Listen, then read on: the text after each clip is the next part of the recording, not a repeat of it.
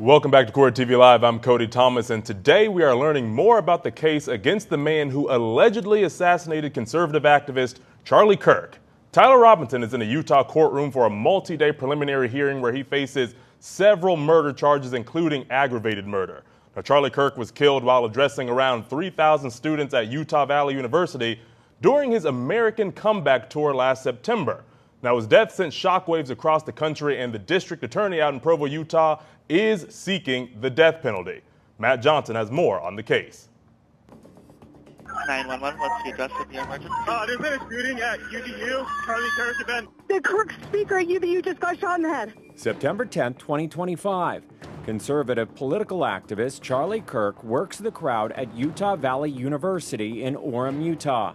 About 3,000 people are gathered in an outdoor plaza when a single shot rings out. Do you know how many mass shootings there have been in America over the last 10 years? Counting or not counting gang violence? Right. The 31-year-old married father of two was an executive director of Turning Point USA, a grassroots organization he founded when he was 18 to rally young voters around conservative causes. My name is Charlie Kirk. I run the largest pro-American student organization in the country, Turning Point USA, fighting for the future of our republic. Kirk's assassination shocked the country and launched an intense manhunt for the shooter. The shot came from here on campus, from a location, potentially from a roof, yes. A longer distance shot from a roof. The police presence in and around the university and surrounding neighborhoods was overwhelming as hundreds of officers searched for clues. It's disturbing because you don't know if the person is still around. And this is a quiet neighborhood. It's a very quiet, very nice neighborhood. The next morning, investigators released surveillance photos of a male suspect on campus. They also released video of a suspect fleeing the scene, and they announced a rifle was found in a wooded area near the university. Good morning, ladies and gentlemen.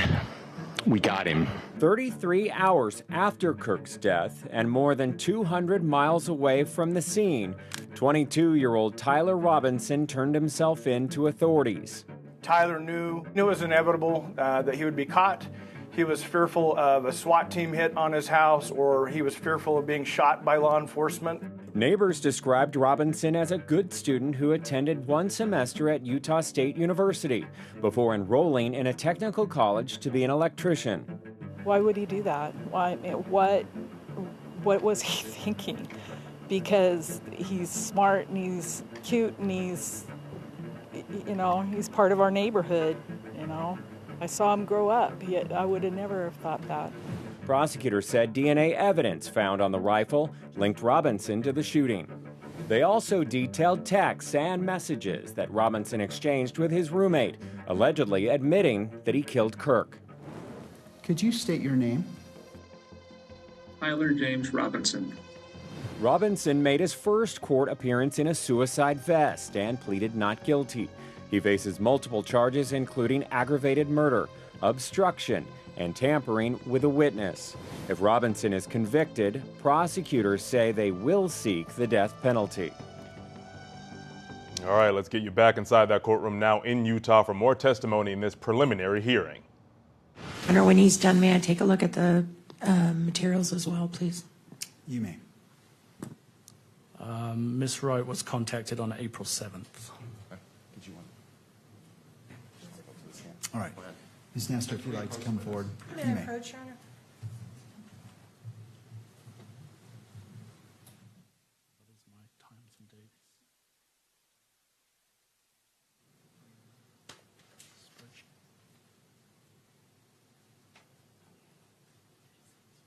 Yep.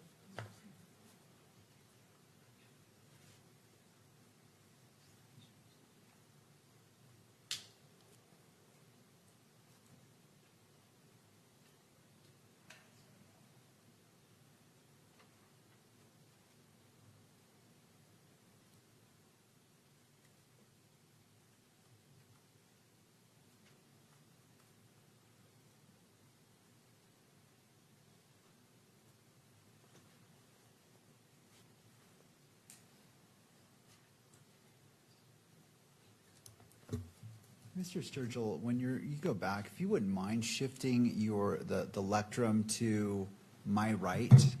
Your right? Yes, it just appears when the camera's focused on you, just the way it's positioned, you're in front of the witness, and we just want to make sure that It won't go far.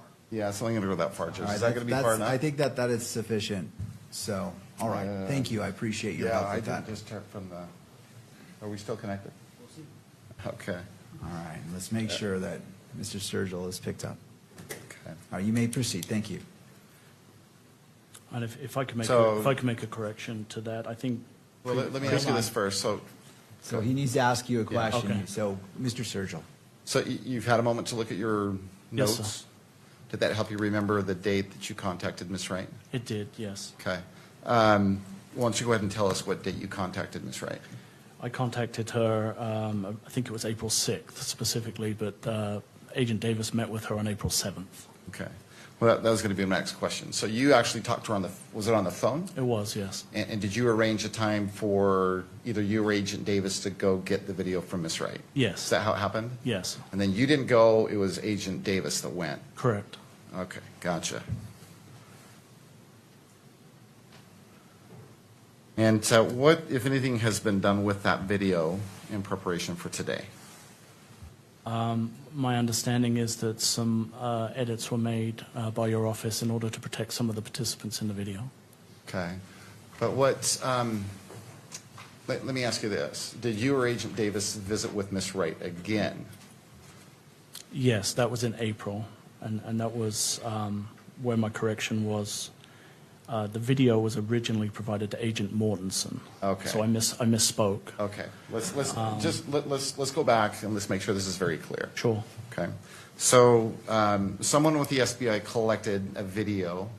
Yes. From Amber Wright. Yes, Agent Mortensen contacted Ms. Wright on October 8th, and a video was provided to him electronically on October 11th.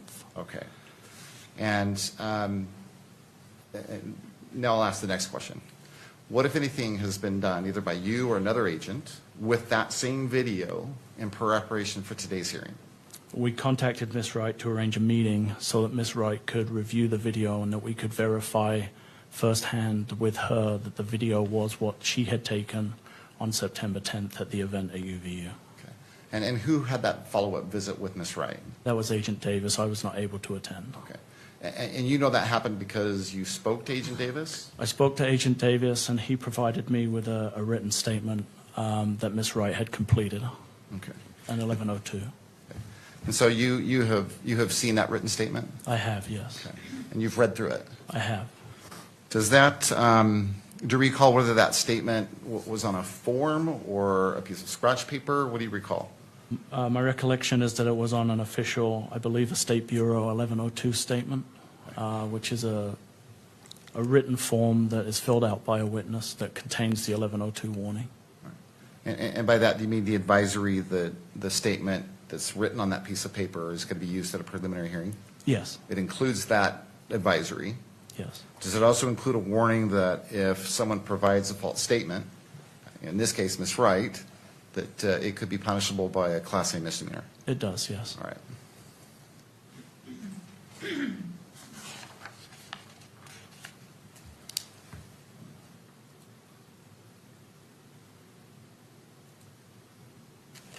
And what do you recall is the essence of that written statement from Ms. Wright? I mean, what does it basically say? Object, Your Honor. At this point, we want to assert our standing objection to the constitutionality of allowing in Ms. Wright's statement when she is not here present in court to be cross-examined.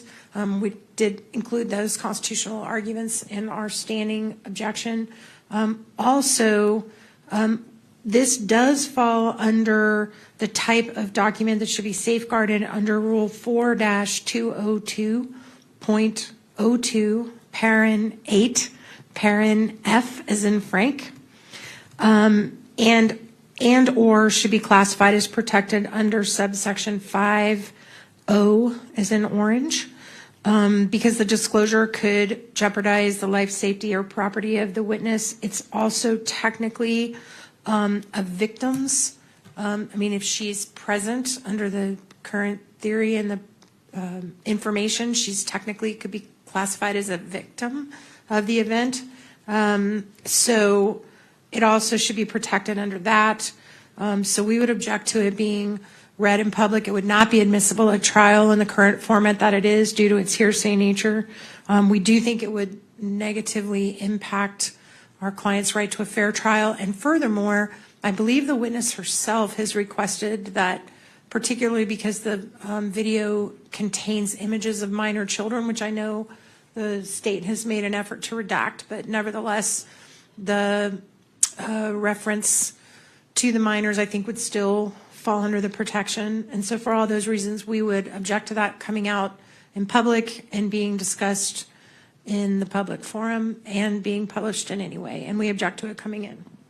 All right. And so if you wouldn't mind just restating the rule that you're relying upon so I can fully look at your objection. It's the UCJA, the Utah, Code of Judicial Administration. I just blanked. The Utah Code of Judicial Administration for Rule 4-202.02, parenthetical 8, parenthetical F as in Frank, and or parenthetical 5 and parenthetical capital O. All right, thank you. I'm just yes, sir. Getting there. I want to review this before I hear from Mr. Sturgill.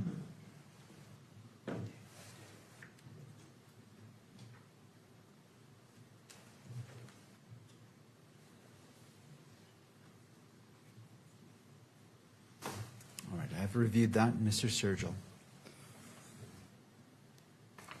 Well, Judge, let me address, I guess, a couple of things. Ms. Nestor actually brought up, I think, both the 1102 statement that we intend to introduce and sort of referred to the video. So let me address each of those one at a time. With regards to the 1102 statement that was prepared by Ms. Wright, Judge, it was gathered in compliance with the Utah Rules of Evidence 1102, specifically subsection B8. It's a statement that was gathered by an SBI agent. It was prepared with knowledge of the advisory that it was going to be used at the preliminary hearing, and it also included. All right, let's bring in our guest this hour, criminal defense attorney, my great friend, Silva Megadichian. Good to see you, my friend. Happy to always have you on the program. Thank you for joining us today on this big day out of Utah, of course, with this, big headline with Tyler Robinson. And the thing about it, Silva, is, this is essentially a probable cause hearing, right? The amount of info required at this level is a very low standard. And Silva, I feel as if, one with legal expertise could caution the prosecution to not necessarily make this bigger than it needs to be, right? Because then that would open the door for the defense to put all that evidence on display, which is not necessarily needed at this stage per se just yet, because as the judge said, this isn't a full trial here this week. Yeah, it's so true, Cody. First of all, thank you so much for having me, and I adore you, brilliant one. Here's the issue, right? The prosecution is throwing everything at the wall. They know they have an insanely strong case, and they're putting everything forward, their best foot forward, any foot forward. And Cody, it's interesting because they're doing it incredibly measured. Like it almost seems like a trial setting, but you're absolutely right. It's for preliminary hearing purposes, which is the lowest standard. Did the officers have probable cause to arrest? They had so much probable cause to arrest. So it actually helps the defense attorneys because it's kind of a dry run on what a trial can be. They can actually really pinpoint their defense into really effective cross-examination to attack the detectives to see if there are any weaknesses. And mind you, Cody, after prelim, it becomes trial prep for possible trial. So this will really give the defense attorneys a lot of time to try to put together effective weaknesses of the prosecution's case. Because remember, it's their burden once it's trial for them to prove their case beyond a reasonable doubt. But it's a really easy case for the prosecutors, Cody. I mean, the evidence is overwhelming. Well, the thing about it, too, Silva, about the prosecution's case is that, this is essentially a death penalty case. This, death penalty being pursued here. Talk to me about how much more, meticulous must prosecutors be in a capital case like this versus like your standard homicide case? Because I'm sure they're going to try to walk down, very rigorously every constitutional safeguard to make sure there's no room left for appeals once that stage eventually comes. Absolutely, Cody. They're going to really put everything out there. I mean, number one, it's televised, right? So they want to make sure that the public understands that they are more than ready to actually ask, to continue asking for the death penalty. But I think it's also important on the other side, Cody, right? Because if the defense is able to effectively attack some kind of prosecutorial weakness, they can have more of an argument to try to get something better than the death penalty, right? Anything other than death would be a pseudo win for the defense. Life without the possibility of parole is a lot better than Mr. Robinson losing his life in a death penalty case. So the defense has some advantages the more the prosecution puts out there, because they can have time to actually try to find some sort of weaknesses in the case, whether it's some kind of evidentiary mistake or something that they can grab onto. But you're absolutely right, Cody. Here's the issue. The prosecutors want to make sure that every I is dotted, every T is crossed, and all of their best defense is put forward. And they're doing so at this point. You make a great point there, Silva. I was feeling the same way. If this evidence, which I feel that it will start to feel incredibly overwhelming, I feel like that defense strategy will shift from trying to disprove the allegations to maybe putting forth some mitigating or limiting factors here to try to save Tyler Robinson's life. Stand by, my friend Silva. More from Utah after this short break. Keep it right here, folks, on your front row seat to justice.